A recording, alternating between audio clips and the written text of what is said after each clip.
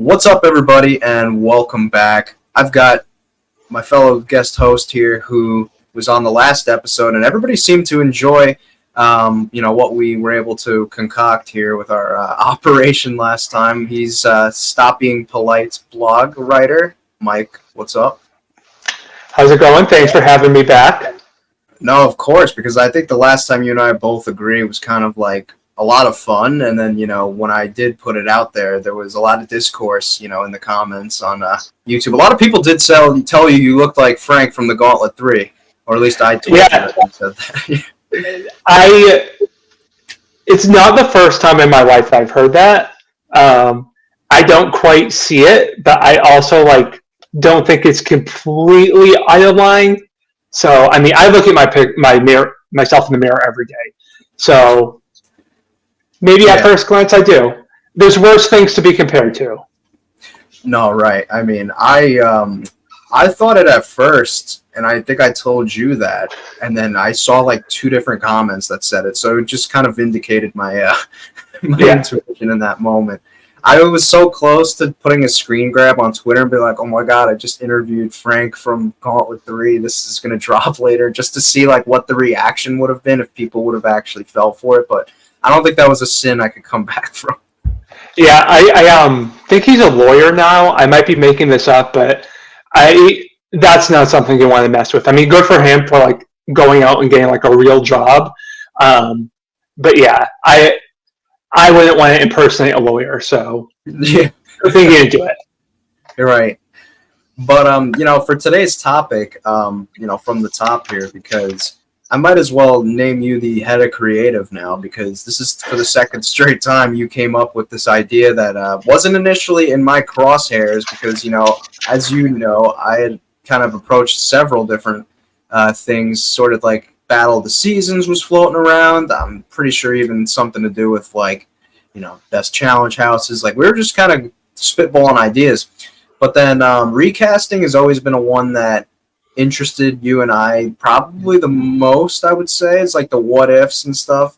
Mm-hmm. And you said about doing Rivals 3, and when I looked into it, I noticed that there was not a lot of it wasn't very tapped into, I feel in terms of the recast. It's a polarizing season, and people talk about sort of how the cast was a little I guess uncompetitive compared to Johnny and Sarah. It was kind of clear from the start that they sort of put this thing together almost in a sense because of Johnny and Sarah. And it kind of just felt like everybody else was auxiliary pieces.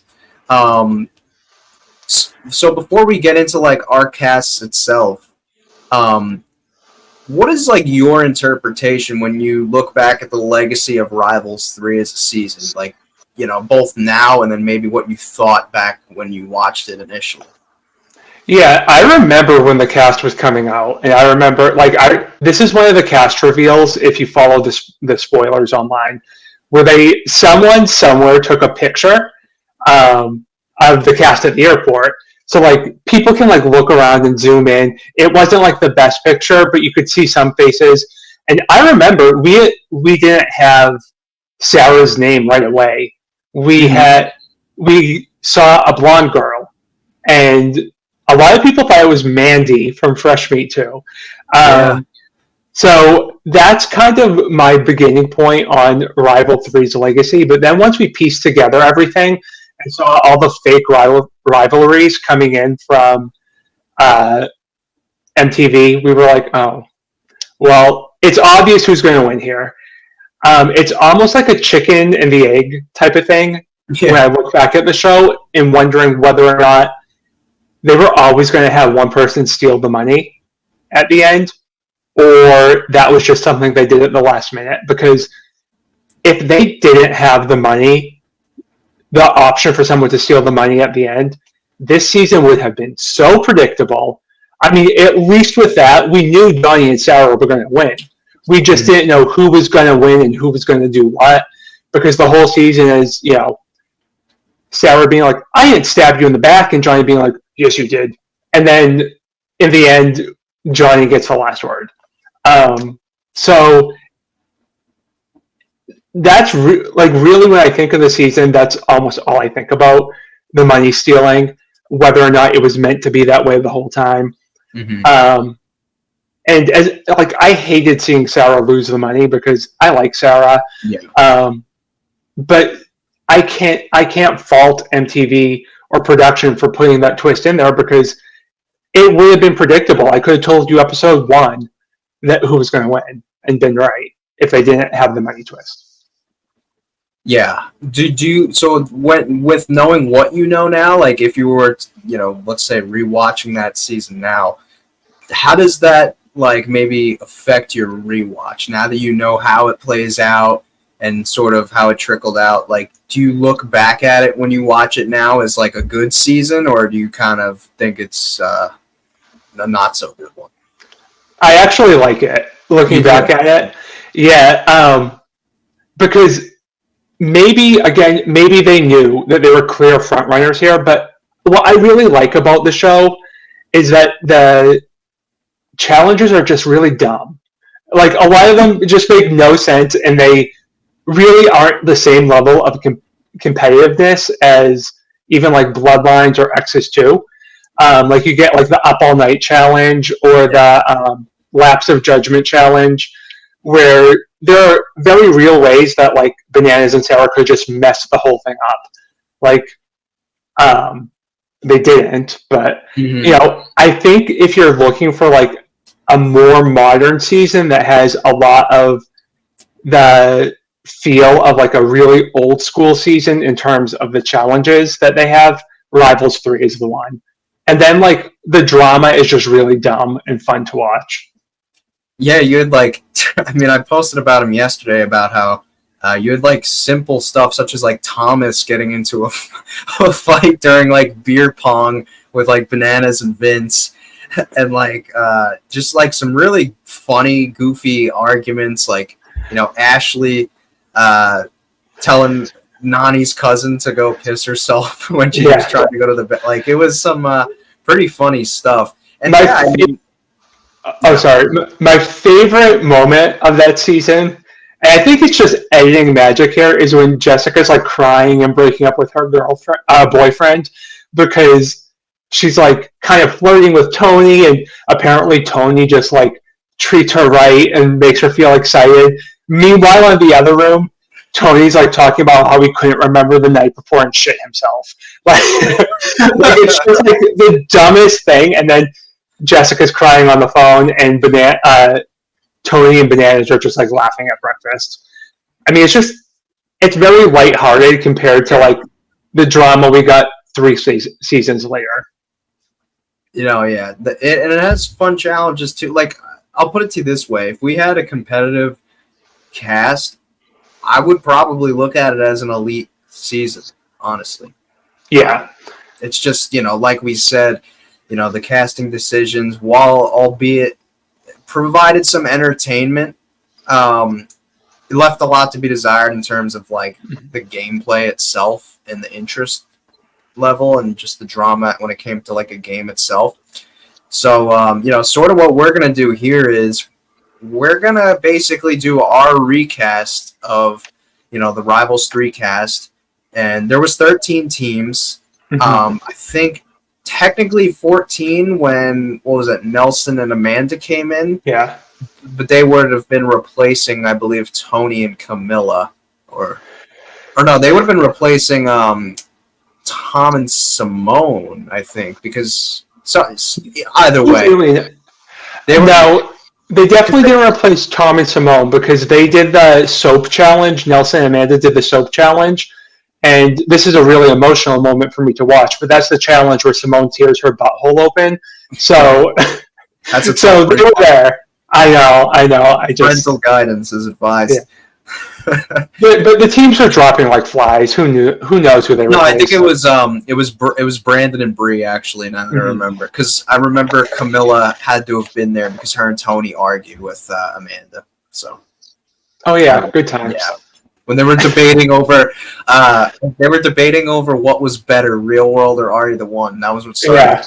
Imagine if they tried arguing over that on like the flagship today. It would be like talking about a foreign language. They don't know what these things are anymore.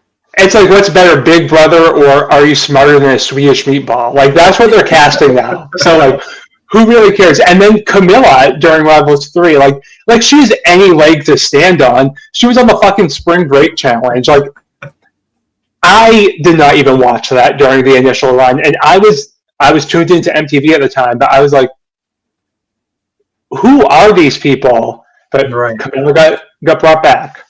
Mm-hmm. So, when recasting this, we're using like, somewhat realistic, if somebody's like a hard, no, at this point, like they're out of the franchise, like I think it's pretty obvious that we wouldn't include them. But if there's some people who, let's just say, like their last season was pretty recently at that point, we would have to assume that they would have gotten a call and, the wind might blow a certain way and we decide to put them on the cast. So, with that being said, I think it would probably be best from the start to kind of talk about which teams we decided to leave in. I mean, some of these are no-brainer. Like, I'm obviously, Bananas and Sarah, we're keeping in, I would assume. Do you want to state what teams you decided to leave on the cast? Sure. There were only a few that I really thought like we had to leave on the cast. Bananas and Sarah are a pretty obvious one. I mean, the only other pairing for Bananas that would have made any sense would have been like Cara Maria. Yeah. If Sarah and Bananas is overpowered, that's like next level overpowered. Right. So, I would not cast that. So Bananas and Sarah is staying. I said Kellyanne and Jamie because I kind of like those two together. I do remember the Bloodlines rivalry, and I think it's kind of unrealistic not to have any Bloodlines cast members come back, especially the winner of the season. Further, Kellyanne is a little bit removed prior to Bloodlines, so like her other rivals, unless like you put Dunbar in, which is a very real possibility, would have, there were very few options. And then, Corey and Ashley, because I like Ashley, and Ashley has to be on the show. So Corey makes the most sense. Okay. So what did you do actually with Tony and Camilla? You're leaving them, or you took them out? I changed them up. Okay.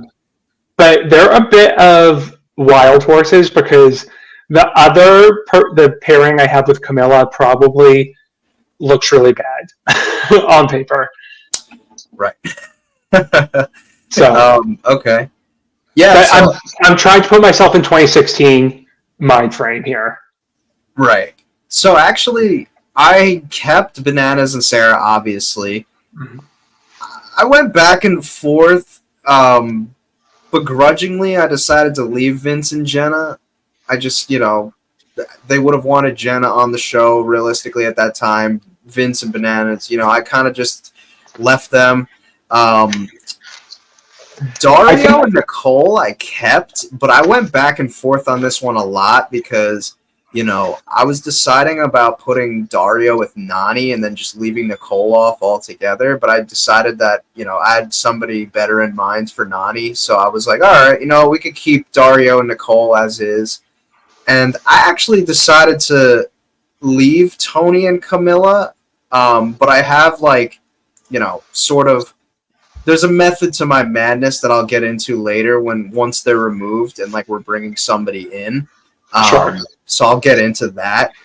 But, that's pretty much all I kept the same, honestly, is Bananas and Sarah, Vince and Jenna, Dario, Nicole, and then obviously Tony and Camilla with an asterisk. So I guess 3.5 is what I kept. I actually didn't do anything with Jenna because, really? Obviously they're going to want her on the show. But who's her rival? I don't really think she has one other than Vince. I barely even remember. It was why. It was kind of stretched. I mean, yeah. When you're watching a show like Rivals, that's not who you want to see win. I like Jenna enough Vince, he's a person, so he could win. But like, you don't want to watch a show called Rivals and like these people that have two confessionals about each other are the winners. It's just really unsatisfying. Yeah, because for me, Rivals should kind of feel like the culmination of just something like that's been brewing over time. You know what I mean? Like Rivals, the way the first two were, for the most part, kind of just felt like the culmination of things, right? Like sort of just like the climax of things that have been building for seasons, where a lot of these pairings were kind of just like, passive, and we were seeing the culmination of Bananas and Sarah, and then everything else was just like, hey, you guys need to be together for the sake of what we're really basing this show around. Yeah. Like before we get into the newer pairings, obviously, I was going to ask too. Do you feel like this was the right time for them to pull the trigger? Like within like the timeline of where we were with the franchise, do you feel like this was the right or wrong time to maybe pull the trigger, or do you just think they didn't get the cast right? I think it was probably, it's hard to say, but I would lean towards the wrong time. The reason I say that, and kind of to acknowledge the elephant in the room, it was kind of a somber time for the franchise, which is why you see so much new blood, people that didn't have a lot of attachment, because you'll see some of the people who were really rising stars or just the stars of the show taking a step back because DM had just passed away and Knight had just passed away. And, people like, CT, of course, this impacts him heavily.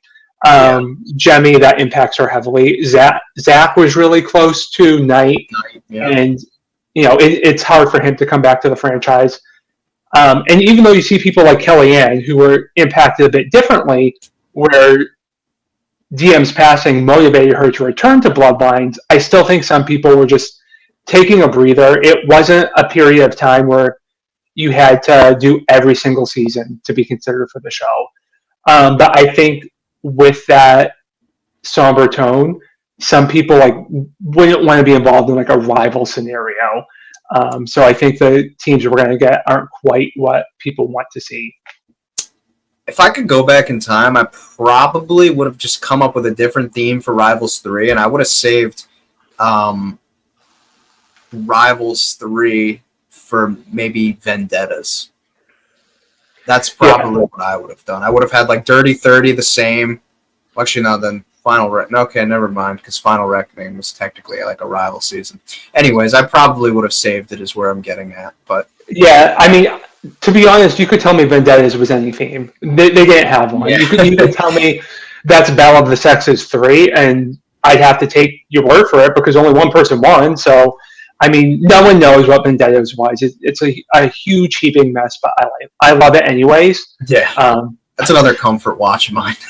Yeah, I mean, yeah, it's also a mind fuck because I have no idea what they were trying to do, but it worked. So yeah.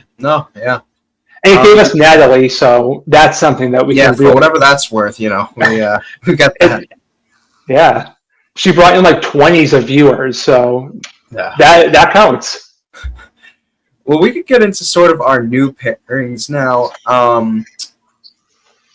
Should we talk about who we put Wes with first? Because that's probably going to be a big. We'll address this elephant in the room. So Wes and Nani obviously were originally together, which definitely works.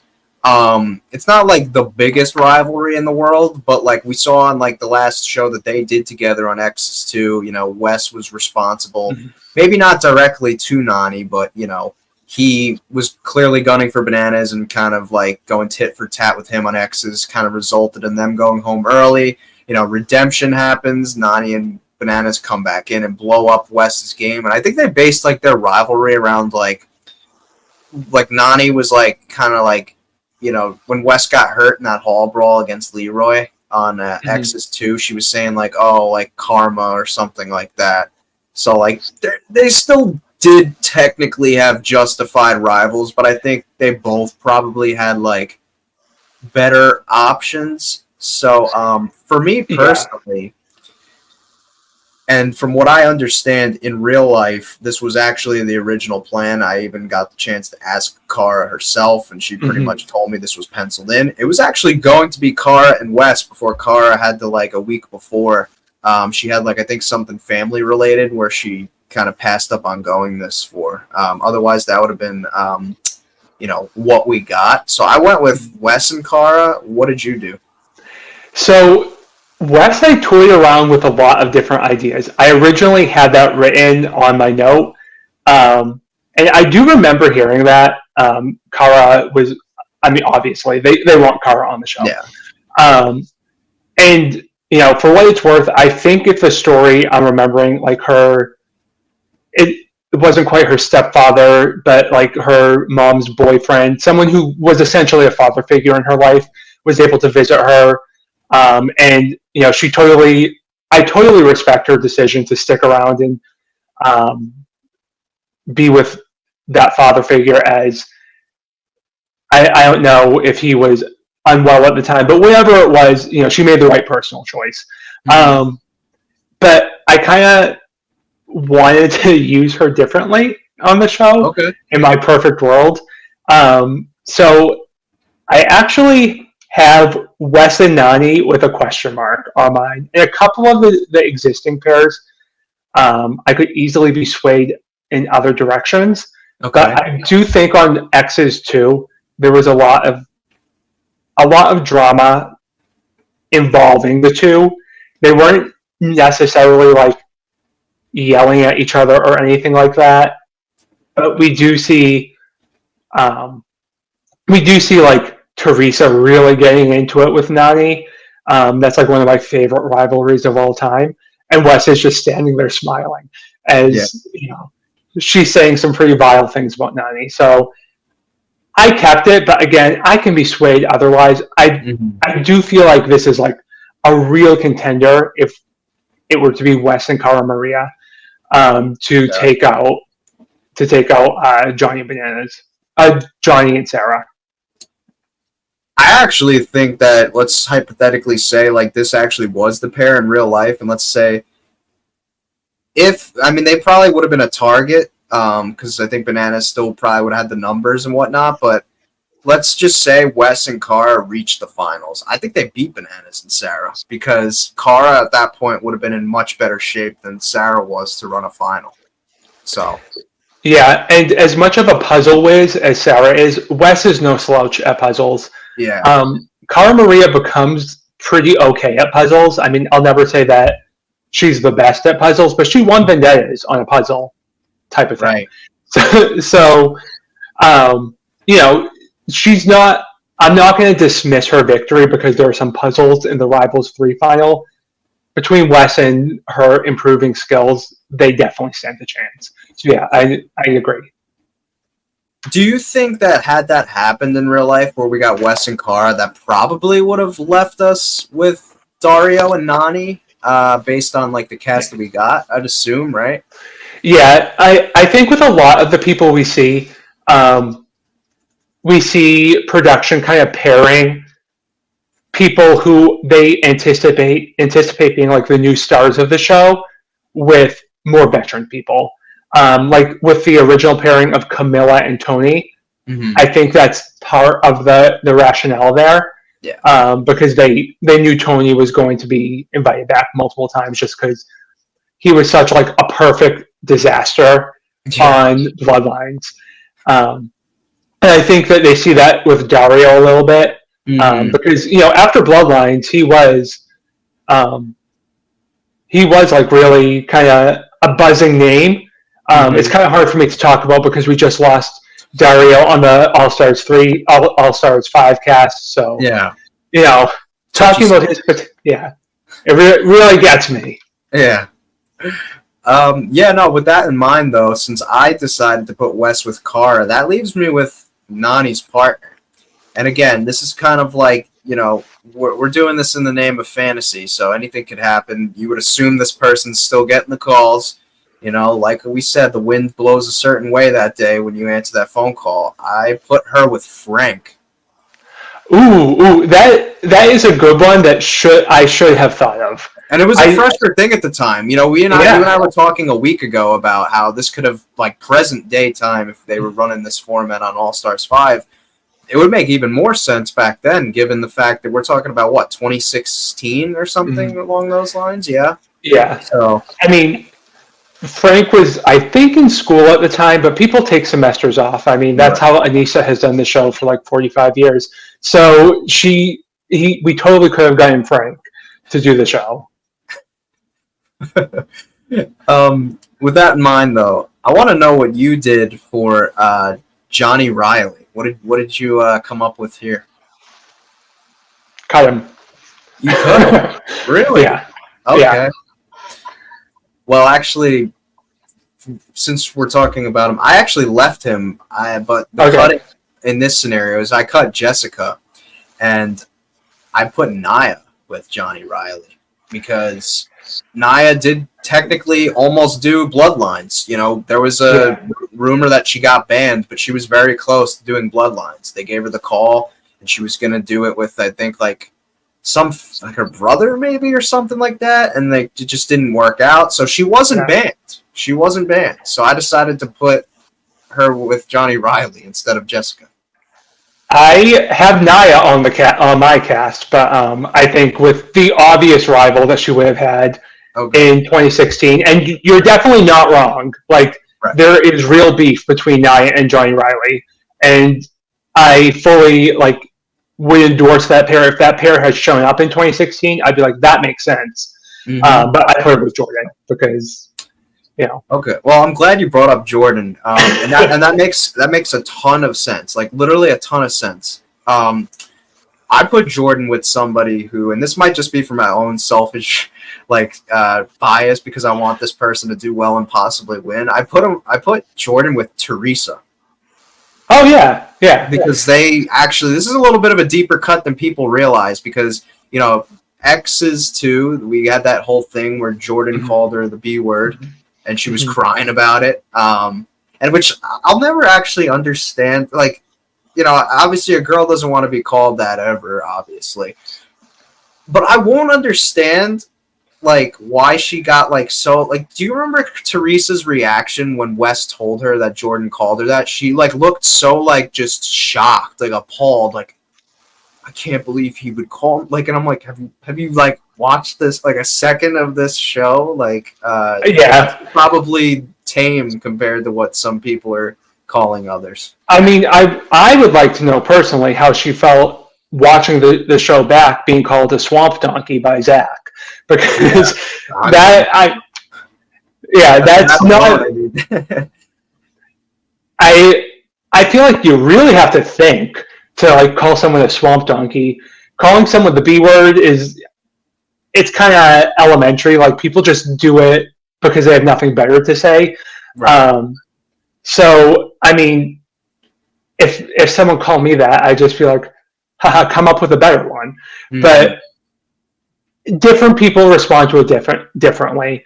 And I definitely think that there is validity in that rivalry. And I think it would be really interesting to have them because it's hard to know where Teresa would have stood. Because she has worked with Johnny in the past, she's worked with Wes in the past. And they're also a really competitive team. So I like what you did with Naya and Johnny and Teresa and Jordan. So yeah, I'll buy into that. And there was even the Rivals 2 thing, if you want to take it a step further, where remember when Jordan and Marlon broke their word with Teresa and Jasmine, where they said they wouldn't say their name, and Teresa and Jordan got into a fight there too. So yeah, she was saying he was a scumbag or something along those lines. This stretches even further back than I realize. I mean, I feel like now that you're saying it, it rings a bell a little bit. I barely remember it. I'm sure Jordan does not remember this one confessional because he's been called so much worse. But I mean, I even just based off of X's too, totally there is rationale behind that pairing. and that they would have been an endurance problem to deal with. Like that's you might as well sign the check now, TJ, if they ever get to the final, because nobody would have kept up with that team. I mean, their biggest fault would have been their mouths. Honestly, that would have been the one thing keeping them from winning, because they would have talked a lot of shit to a lot of people. They would have they would have hoped that they would have been on the right side of the political power, because they would have found themselves possibly getting thrown in a lot, because they would have not been making too many friends. Yeah, and I mean, with whomever Nani is with, that drama is going to continue from Exes 2, and that's what the people want.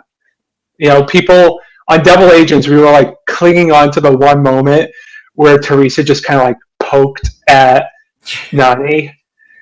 There was something more. I still feel there was something more to that we never got to see. I don't know. But that's a tragedy if that's true, because that's what we wanted. Yeah. So you have Jordan with Nia. Okay, that one's obvious. Like, that makes a lot of sense as well. That would have been interesting, because I feel like at that time, Nia was. Correct me if I'm wrong. Nia's thing on Exes 2 was she would kill the eliminations, but would struggle in the dailies. Yeah, I mean, I don't know. She won the eliminations. I don't know if I would say she killed them. Like, she had the hog-tied one against Nani. I don't know if that's actually what it's called. She wasn't super fast, but then, Leroy goes and he's like a bolt of lightning. And I've heard a lot of people say the elimination between Nia and Avery. They're like, yeah, Nia won, but why did it take an hour? Avery's like, it was a moral victory for Avery. Yeah, I mean, it definitely, not to discredit Nia, and we see that Avery's a pretty good competitor, but it just seemed like the height advantage should have made this like a quick elimination, and Avery put up a stronger fight than people anticipated. Right. So, you mentioned that you had Kellyanne and Jamie still on the cast. Mm-hmm. I totally get your reasoning for it. I mean, putting one of the winners, on the next season makes a lot of sense. I actually didn't put Jamie on my cast because, and I'll get to him along with a couple others in a moment, I felt that maybe Jamie returning for Invasion would have been potentially something cool. I mean, that's obviously another can of worms for a different day. Yeah. If they decided to potentially go like 5 champs. And I actually did hear that Jamie was an alternate, one of the male alternates for Invasion. Could have sworn I heard that floating around. It was like him and maybe like Derek, because I remember Sam was one. I remember hearing Derek K. Yeah. Yeah. Okay. So, I decided that maybe Jamie would be a better fit on like a, individual type of season where. Yeah. I mean, I can totally see that. It's recency bias, essentially, why I would keep him, because, he's just coming off of Bloodlines, but he's not also, like, when you think of drama, do I think of Jamie Banks? No. Like, well, but we did get that great hookup between. Yeah, it's true. That did, like, talk about unserious plot lines on a show. Like, even though they're both kind of like not into each other, it's just like so dumb and fun to watch that I appreciate it. Well, we're talking about drama here. You don't think of Jamie Banks. When I think of drama, I mean, the guy's first letter in his name, I mean, it just goes with drama. And that's why I had to put Dunbar on the cast with Kellyanne. That is, we're talking about an old school rivalry here, and this definitely counts as one. I mean, to this day, every time that I've interviewed Kellyanne, she's had nothing nice to say about Dunbar. Well, I better not interview her, because I have nothing but nice things to say about Dunbar. I've never met him. But how do you think I feel sitting on the other chair? I'm just like, I'm chomping at the bit to defend the guy, and I'm just trying to have to bite my tongue. But no, I put this pairing because it makes a ton of sense. We saw their last show, at least on camera, together. the ruins, a big focal point was like the he said she said thing, where like Dunbar was claiming that they had like done some stuff, and Kellyanne said that they didn't, and definitely speaks to the climate difference in terms of like social norms back then, because they were doing like all these like after show segments talking about like and things on MTV.com with Kellyanne and like who she's been with and stuff. So it's definitely needless to say, they wouldn't fly today, but this still classifies as a rivalry. Yeah, well, during that time, they had like their whole MTV Dailies website where they had like a bunch of just like uncensored clips. I know I've seen some of them, and some of them still live elsewhere, but like some of them were just like people talking, sitting around like, I don't know, talking about like Dunbar's hands and like boring stuff.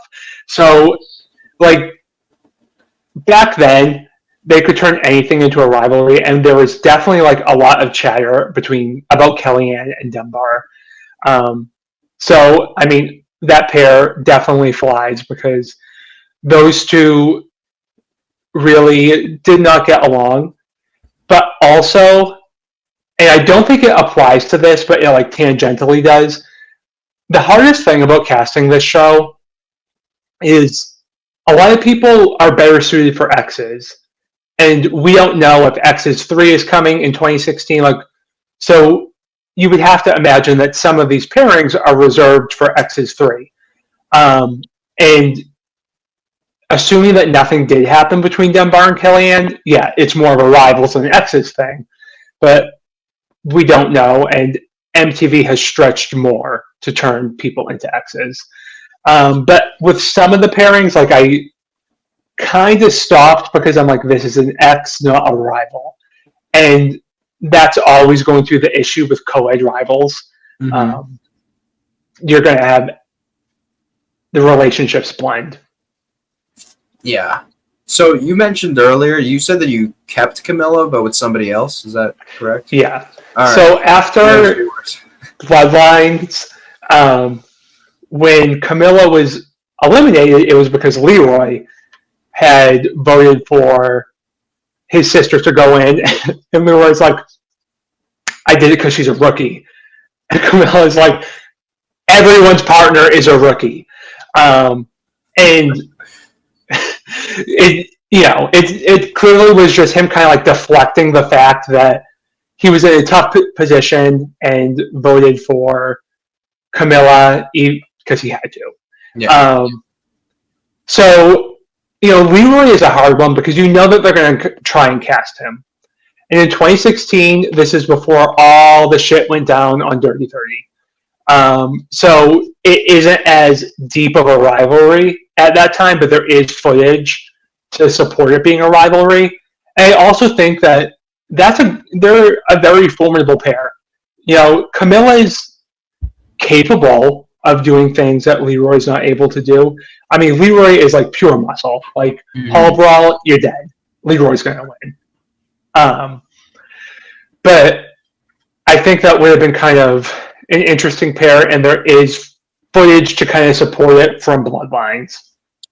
No, that does make sense. I actually, believe it or not, I took both Avery and Leroy, and I didn't even put them on, and I would have them both on the Challengers team for Invasion. And the reason why I say this is because, obviously, I mean, Avery, even as is with Leroy, was a complete stretch.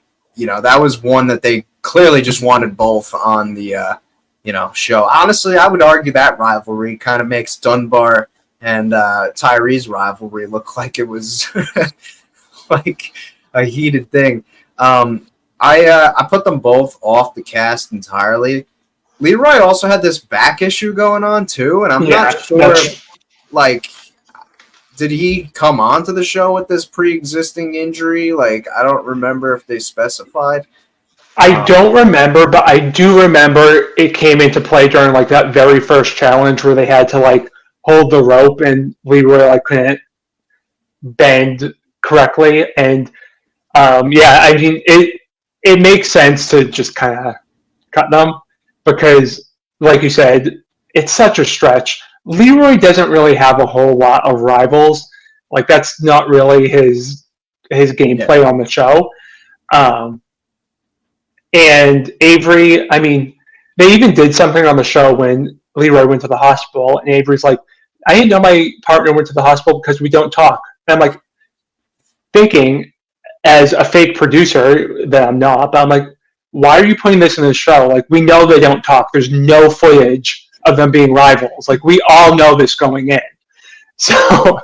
So yeah, they even if they did well together, Leroy and Avery, they weren't going to add much to like the rivals theme of the show. Yeah, So wait, what did you do with Vince? Did you put him off, or I did not put him on. Oh, so he's not on. not on my cast. I mean, all right, no, I mean I kept him with Jenna. You kept Corey and Ashley together. Mm-hmm. I did something a little different. So they're both on my cast together, but I did something a little outside the lines here. I put Corey and Jenny from their real world together, which, I mean, they're basically exes. But at this point, I think, I'm trying to use like revisionist history and that, Jenny's with Brian. She initially doesn't go on exes too, out of respect for him. But a couple of years have passed, so now she's like dipping her toes back into the show and the idea of doing it again. So I, put Corey with Jenny. I kept Ashley though, but I put Ashley with Thomas. And I know Thomas ends up leaving, but this could definitely still pass because Thomas was technically, a part of the crew that voted her and evicted her from the house. And also Ashley had major beef with Tom's ex, Jamie, on their real world season. Oh yeah. So that's why that was my thought process. But the funny thing about Tom is, we don't want to lose Ashley, right? Because of Tom leaving. I brought JG in as a replacement, flown in for Tom when Tom leaves. Oh, okay. I mean, that makes sense. And yeah, I don't think that's too outside the lines because my gut tells me they brought Devin and Cheyenne back for Tom and Simone when they left. Yeah. Right? Yeah. So. Yeah. Yeah, I mean, that would make sense. And I will never complain about getting Jenny back on the show. I always wanted her to do a challenge. I always liked her. She was great on The Real World. Like, she delivered every episode. So she should have been brought onto the challenge, and it's kind of a shame that they lost that opportunity. But there was someone that I put on the cast that is another person that I consider to be someone that should have been getting calls all these years and did not get any calls. And I put Bruno and Violetta from Skeletons. Now, I know there's probably more footage of Bruno and Sylvia going back and forth, but I just wanted Violetta on more, and that's as deep as it is.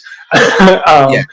But I do remember they had some type of like a fight on Violetta's birthday on that show, on their season. So there's definitely footage and rationale to support it. And it always struck me as odd that Skeletons, because it was a fairly popular real world season for the time, didn't get a whole lot of representation until Invasion. Like, it seems like these people should have been willing to do the show. Yeah. They were willing for Invasion, so it's not like ludicrous to think that you could have gotten a couple pairs for Rivals 3. Well, that's funny you mentioned that because I, as one of the replacement teams, or the replacement team, I should say, coming in, I brought in Bruno and Sylvia to replace Tony and Camilla when they leave. So. So basically, instead of Nelson and Amanda coming in, I save Nelson and Amanda for Invasion, where they make their debut season, and then I bring Bruno and Sylvia in to replace Tony and Camilla. I definitely agree about the Violetta point, though. I probably would have, if I was doing this twice, I would probably have her first show up on Dirty 30 instead of like Brianna or somebody, So. Yeah. I mean, I just kind of forced her in there because somehow, some way, I would like to get her name put back into the universe because she is someone that should have been doing the shows, I feel. Yeah, and seemed like she was willing to. It's just something. And Sylvia does get cast on Invasion, so I don't feel bad not putting her on my cast. But I do think that the Sylvia Bruno pairing on paper makes more sense. But that's why I said it's this is my cast. I make the rules. Did you leave Dario on, or did you take him off? So remember how I said I have Wes and Nani kind of has like these question marks? Right. I would do like Dario and Nani if Wes and Kara happened. Wes and Kara happened. But one idea that I kind of floated around, because I kept Corey and Ashley together, was Cara Maria and Thomas. Now, we know Thomas gets kicked off. Or he leaves. He doesn't get kicked off. But Cara is a new champion. Thomas won an elimination. So, he has that one win. And there was definitely like a very weird dynamic between them on Bloodlines.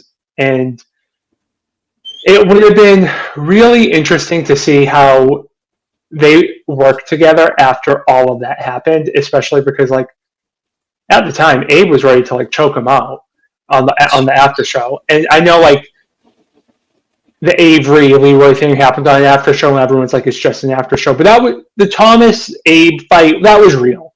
Yeah. Like that was real drama. And we don't necessarily need to have bring Abe back for this show and rekindle that more than it needs to be.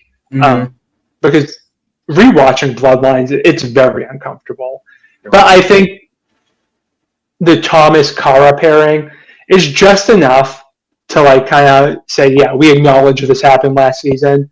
I don't think there's any like super bad blood between them, but there is reasonable distrust in a game setting after that. Because episode 2, I believe Bloodlines, Kara votes in Thomas, even though they're kind of like canoodling in the back of a van. But whatever happened. It's such like Thomas leaving that, and then that's the last we see of him. I look at that kind of in a similar vein to Dustin, where it's like, it shouldn't have ended right there.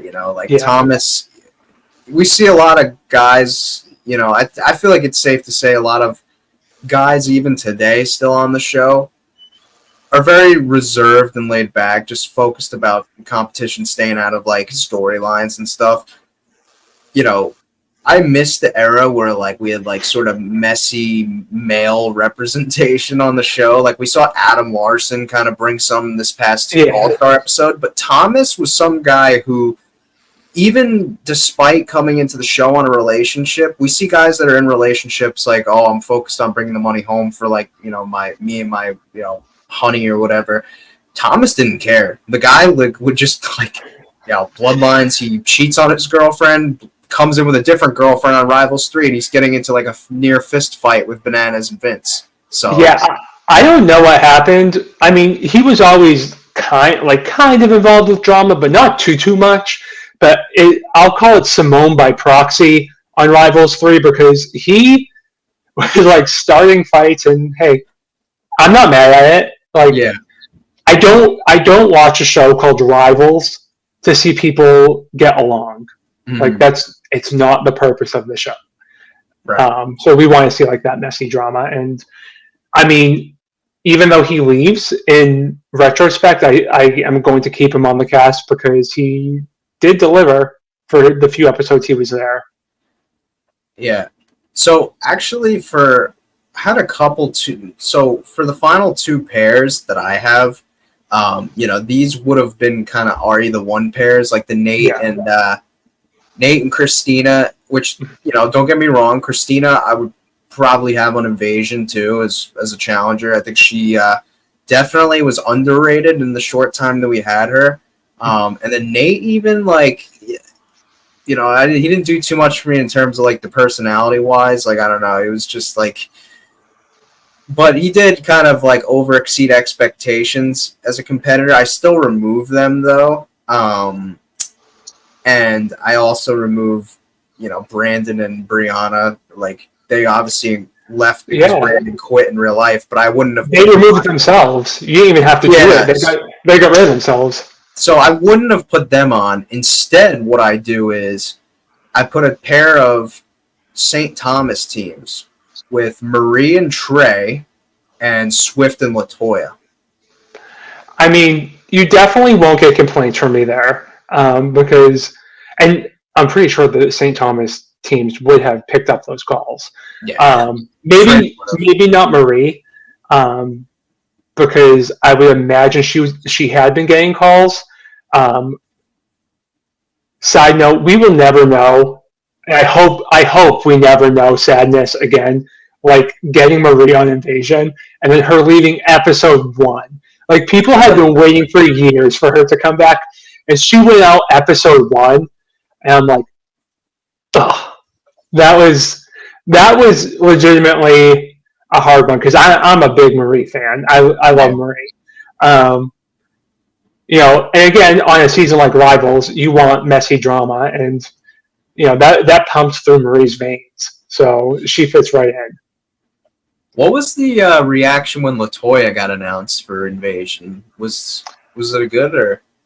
I can't really. It was kind of underwhelming. Okay. I wish it had been greater, because she was great on Free Agents for the time that she was there. If I recall correctly, you're going to have like the St. Thomas fans, the right people who are like, yeah, she's good, she's great, we're excited to see her back. She should have been cast, and she should have been cast. But I think she had been like kind of removed a little bit, that people weren't like super excited. Mm-hmm. But at the same time, on Invasion, you want people. It's called Invasion. You want people who do that show that have potential and maybe haven't been utilized to their full capacity previously. So I did feel like she fit the bill in that regard. Mm-hmm. But in terms of reaction, I don't think it was like the party it should have been. Yeah, I don't know. I think Latoya on Free Agents, I remember she beat Jemmy in that first elimination. Did she win a second one, or was it just the Cara elimination where she lost? I'm trying to recall. I don't think she won a second elimination. Okay.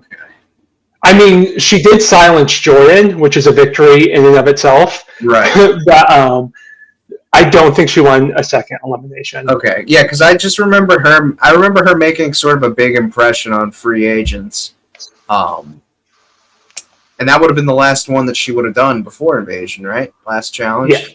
Okay, so I took that into consideration, and then her and Swift was obviously a real thing too. Which, I mean, it's another one that kind of is probably a more watered down version of Dunbar and Kellyanne, with like a he said, she said sort of dynamic where like that could fall under X's. We don't really know. But yeah, no, I put them as rivals. Not that I'm necessarily in a hunt, like a huge jump to see Swift again, but like I would still take him and what he brings to the show over like frickin' Brandon and Nate. So like, yeah. I mean, don't get me wrong, Nate, throughout the season, he actually had kind of like a lot of fans. Like, all of the challenge girlies were going online and were like, oh, who's this Nate? He's kind of cute. And I'm like, yeah, just goes to show you guys, if they don't know who Nate is, no one's watching Are You the One? But there were people who were kind of into him.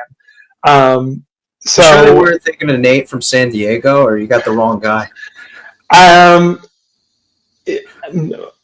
I don't know. Maybe it was Nate from San Diego. I mean, most people forgot about him before he appeared on X's One, but maybe that's what they thought. I'll never know. I wasn't curious enough to ask. Honestly, now that we're talking about this, I still stand on what I said about with him, with my fantasy cast, obviously. But since we're just talking real life scenarios based on what like actual events here, I would not mind seeing Nate, like Nate from Rivals 3, obviously. I would not mind seeing him pop up on an All Stars, because he actually is like pretty jacked now.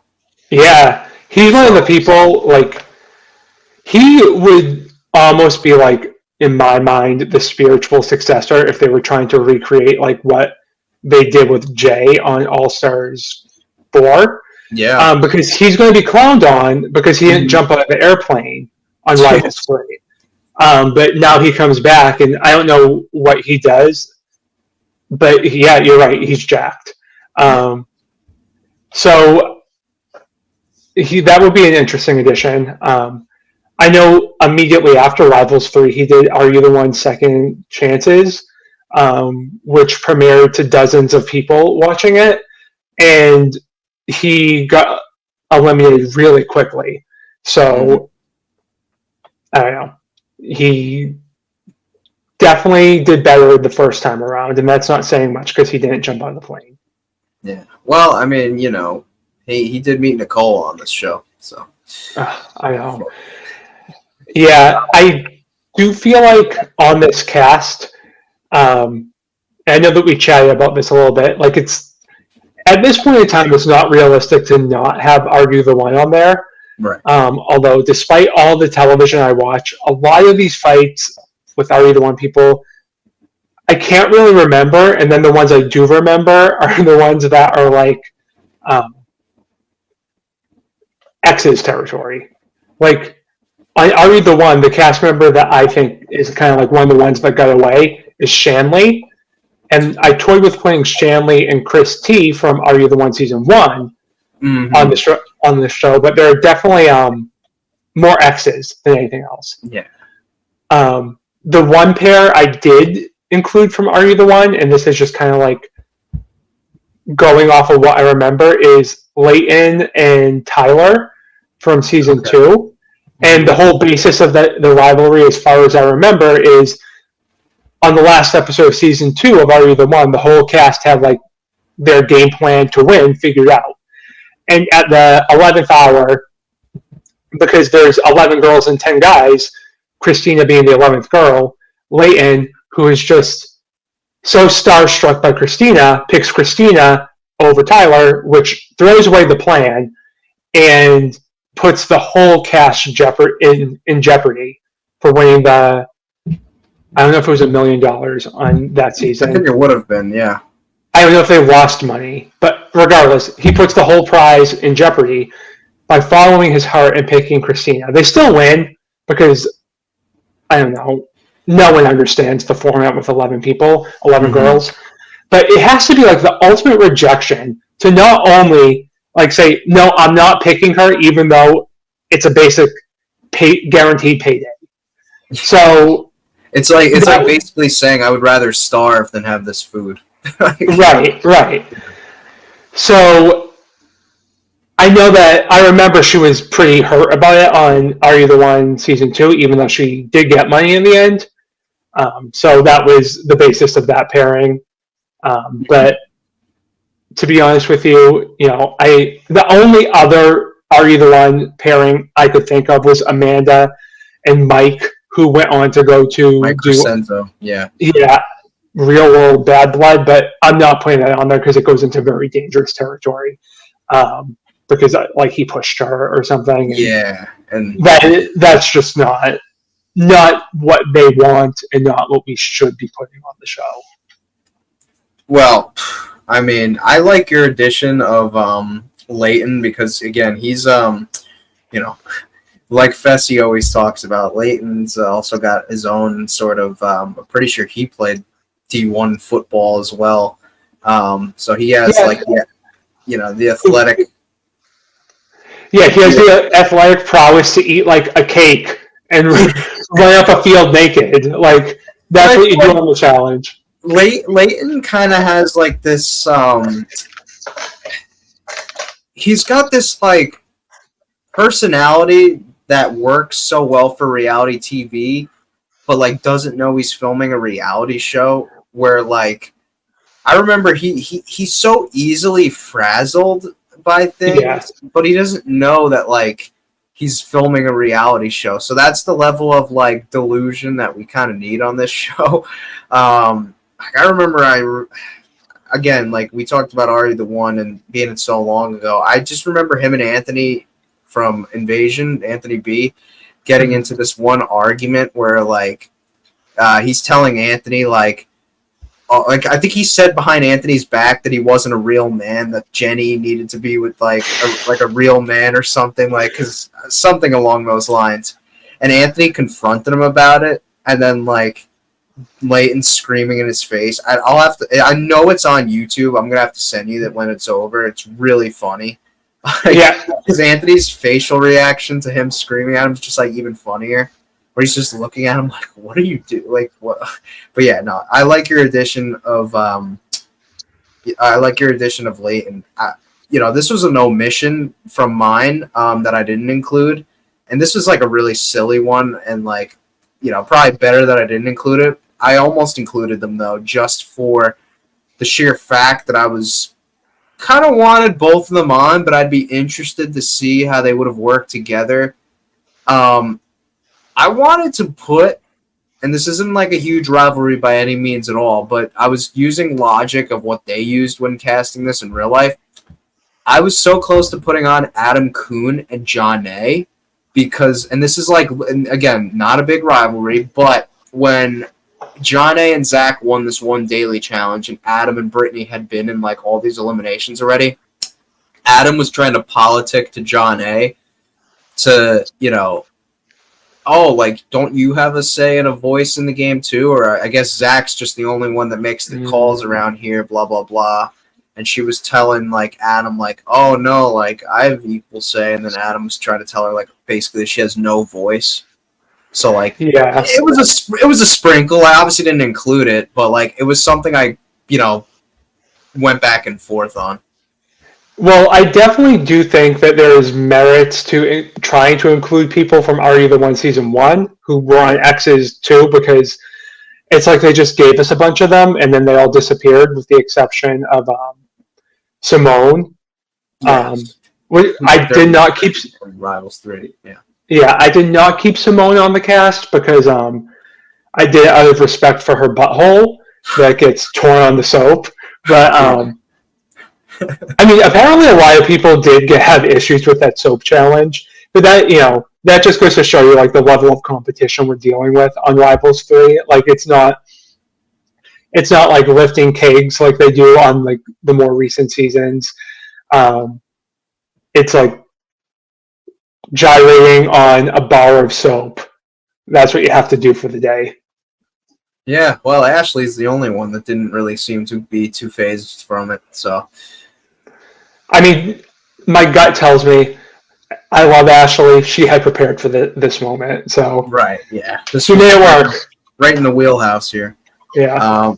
But no, I think this was another fun, topic that we just talked about today, and I think, with probably both our teams, we definitely, if they ran these in real life, probably would have produced at the minimum a more competitive season. I'm The only addition.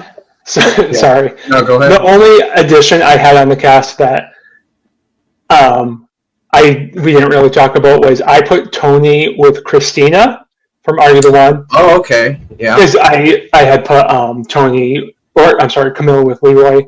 I thought that, it's almost another one of like the Dunbar, he said, she said, although we all kind of know something did happen. Like there's no mystery there.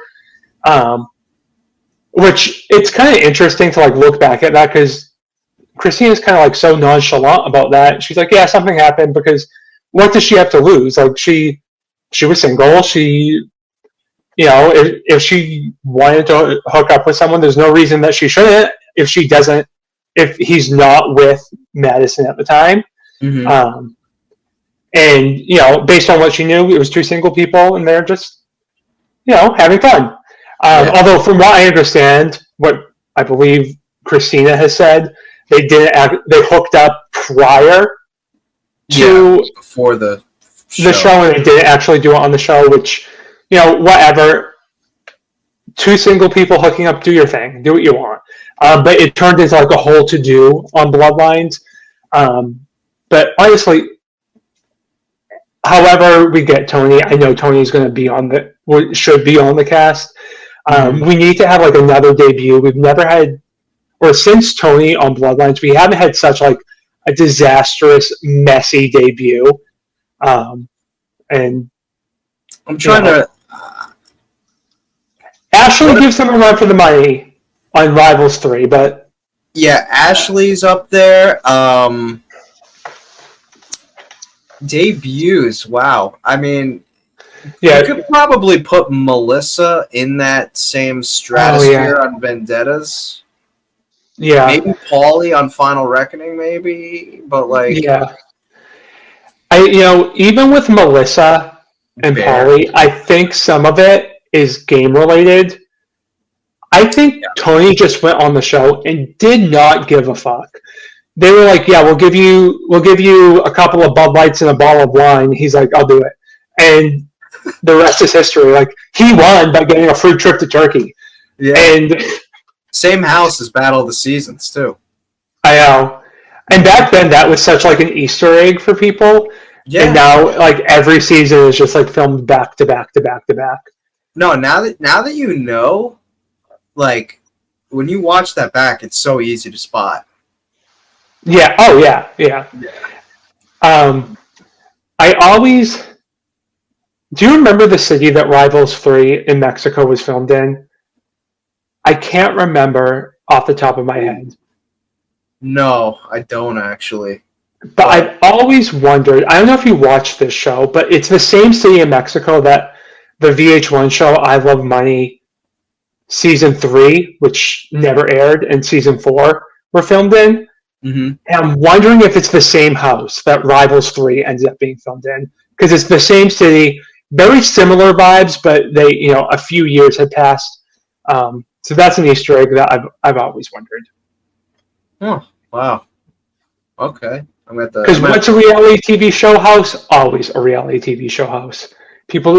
Multiple shows get filmed in the same location. You know what house they really should, consider taking up again? Do you remember that one reality show that Dunbar started, and not The Real World or The Challenges? Do you know that other one? I wouldn't call that a reality show. No, it was more of a, I don't know, an experiment, maybe? Social experiment, I guess we can call it, yeah. I mean, other people from reality shows were on it. Okay, yes, a documentary, possibly, maybe. Yeah. I remember watching it for the commentary. Was that, so, without naming it or by name of what we're talking about, I'm just going to simply ask, did people know when it first came out? Was it like a big, I mean, we're talking about 2010. I don't know if you were like on the social media thing for the challenge back then, but like, what was the discourse like back then? Do you know? I mean, people knew. I mean, it was a video designed to capitalize on reality TV fame. Mm-hmm. So it's not like it's hidden. It's not like it's something that people can't talk about. It's, and again, it's kind of normalized now with OnlyFans. Oh yeah, I mean, for all intents and purposes, I mean, you have cast members now that pretty much like actually like flaunt themselves in a sexually explicit way, like literally on their Twitter accounts now. Like it's socially accepted. It's more normalized, I guess you could say. Yeah, and I mean honestly, like as much as it's kind of become a joke among some people, I mean they were all people that were willing to do it, and they had the right level of fame, and it was an opportunity. So like I can't really fault them that much. Like I don't. There are many things to be said about the people who did that shoot, but I mean, it just seems like so. Like back then, I like totally now would be a slap on the arm. But like we're talking about 2010, and like of all people, like Dunbar, who's just like at that point, kind of like we see him on Cutthroat, and he's like super just to himself, reserved. And then, like, to see 2010 Lens, obviously, like, it would probably just be like, holy shit, like. Yeah. I mean, I think the biggest reason that it's kind of discussed is because Paula alludes to it on the Cutthroat reunion. Yeah, and had it aired yet at that point?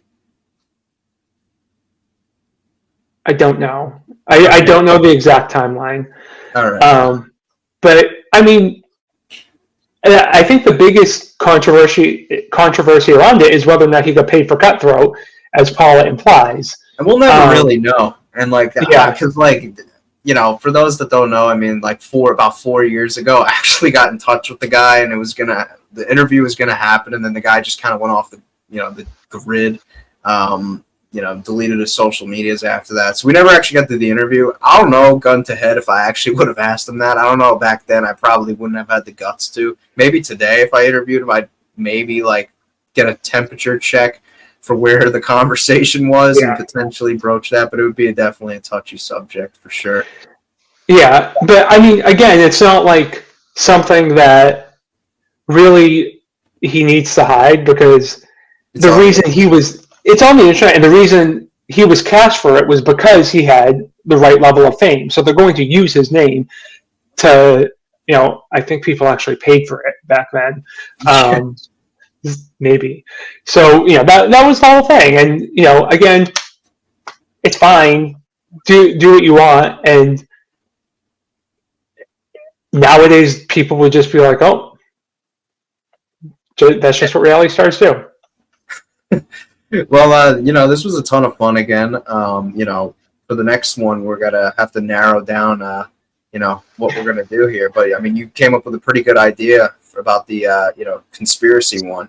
That would probably have to be one where we'd open it up to, the people, maybe with a poll or so on maybe the old Twitter, and see what we come up with. But, yeah. I can put my feelers out there, but I'm always curious to put my tinfoil hat on and see what people think is happening behind the scenes on the show. Yeah, we have a pretty good idea of what's probably going to, come up.